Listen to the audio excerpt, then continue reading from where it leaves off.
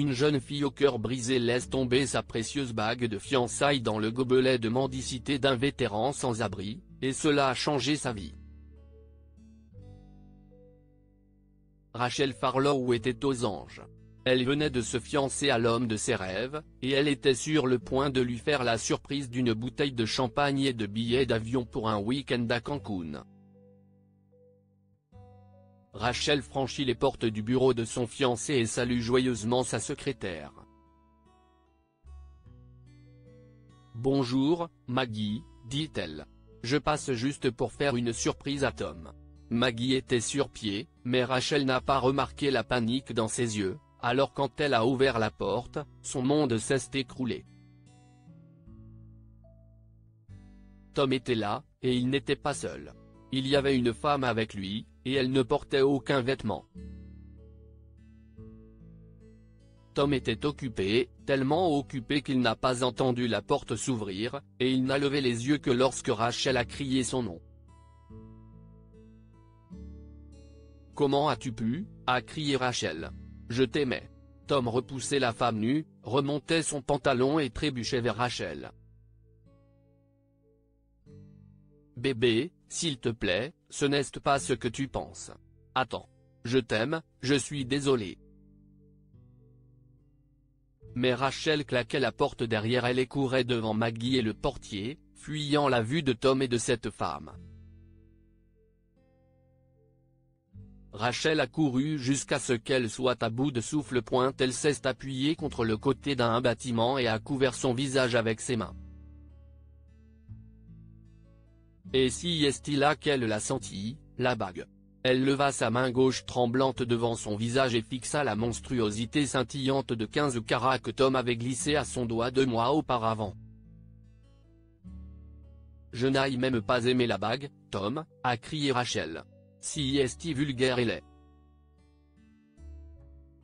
Rachel a commencé à tirer sur la bague qu'elle portait au doigt et a fini par l'enlever. Elle a regardé autour d'elle pour trouver une poubelle, n'importe quoi. Puis elle a vu un homme assis dans le coin, appuyé contre le mur, une tasse en fer blanc devant lui. Elle s'est remise à courir, puis elle s'est baissée pour déposer la bague dans la tasse de l'homme. Au son métallique de l'anneau tombant dans la tasse, l'homme a levé les yeux.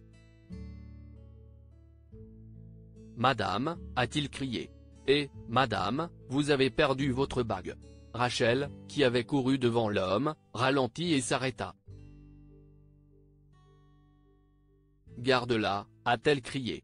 Elle ne vaut rien. Le lendemain, toutes les pages des réseaux sociaux ont rapporté la rupture de l'héritière mondaine Rachel Farlow, puis, bien sûr, sa petite tragédie personnelle a été oubliée.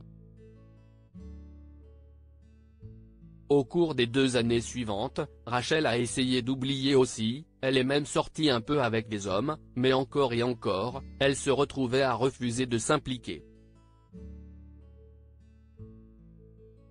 Elle ne pouvait pas, ne voulait pas mettre son cœur en danger une fois de plus. Un jour, son assistant personnel lui apporte une invitation de la fondation New Beginning, qui inaugure son 2e centre d'hébergement et de traitement à long terme pour les sans-abri. « Ils veulent que tu coupes le ruban, Rachel, » dit son assistant. « Et si est une si bonne cause. Tu devrais y aller, sortir, rencontrer de nouvelles personnes. » Alors en grognant, Rachel avait accepté la suggestion de son assistante et maintenant elle était là. Rachel se tenait au milieu de la foule des donateurs et des philanthropes, se sentant mal à l'aise. Si est alors qu'on lui présente un grand homme à la beauté sauvage, John Candry, le fondateur de l'organisation. John lui a pris la main et lui a souri chaleureusement. Rachel a rougi. « Monsieur Candry, dit-elle. Je dois vous dire que je suis un peu déconcertée. Pourquoi m'avez-vous invité à couper le ruban? Je ne suis pas un partisan de votre organisation. » John Candry sourit. « Oh oui, vous l'êtes. Vous avez donné les 2 premiers millions de dollars qui ont fait démarrer le projet.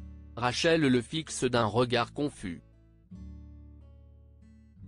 Vous vous trompez, balbutie-t-elle. Je n'aille jamais.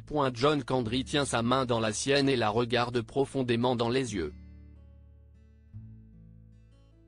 Vous rappelez-vous d'avoir laissé tomber une bague en diamant dans ma tasse? Rachel halète. La bague. Oh. Alors si est ce que tu en as fait? Oui, dit John. Je vous ai invité ici ce soir parce que je veux que vous sachiez que cette bague que vous avez jetée n'était pas sans valeur. Regardez ce qu'elle a fait. Et vous ne m'avez pas seulement donné les moyens de sortir du caniveau, Rachel. Vous m'avez donné une raison de vivre. Alors quand je me suis remis sur pied, j'ai commencé à vous chercher, et j'ai vu les rapports sur la fin de vos fiançailles, et votre photo, alors nous voilà. Après cette nuit, John et Rachel ont commencé à sortir ensemble, et 1 an plus tard, il lui a demandé de l'épouser. Rachel accepta et porta fièrement la bague qu'il avait fait fabriquer avec un petit morceau de béton provenant du trottoir où il avait l'habitude de mendier, et où ils s'étaient rencontrés pour la première fois. Que pouvons-nous apprendre de cette histoire? Chaque nuage a vraiment un bon côté. La trahison de Tom a fini par amener Rachel à l'amour de sa vie. Il suffit d'un pas pour nous sortir de l'obscurité. La bague de Rachel a donné à John l'occasion d'aider d'autres personnes comme lui à trouver une nouvelle vie. Partagez cette histoire avec vos amis. Elle pourrait égayer leur journée et les inspirer. Lire aussi, une femme pauvre découvre un vieil appareil photo perdu dans l'océan et en révèle les photos. Histoire du jour. Cette histoire est inspirée par l'histoire d'un de nos lecteurs et écrite par un rédacteur professionnel. Toute ressemblance avec de véritables noms ou lieux est une pure coïncidence. Toutes les images sont utilisées uniquement à des fins d'illustration. Partagez votre histoire avec nous. Elle changera peut-être la vie de quelqu'un. Si vous souhaitez partager votre histoire, envoyez-nous un mail à info@amomama.com. Abonnez-vous à Amomama sur Google News.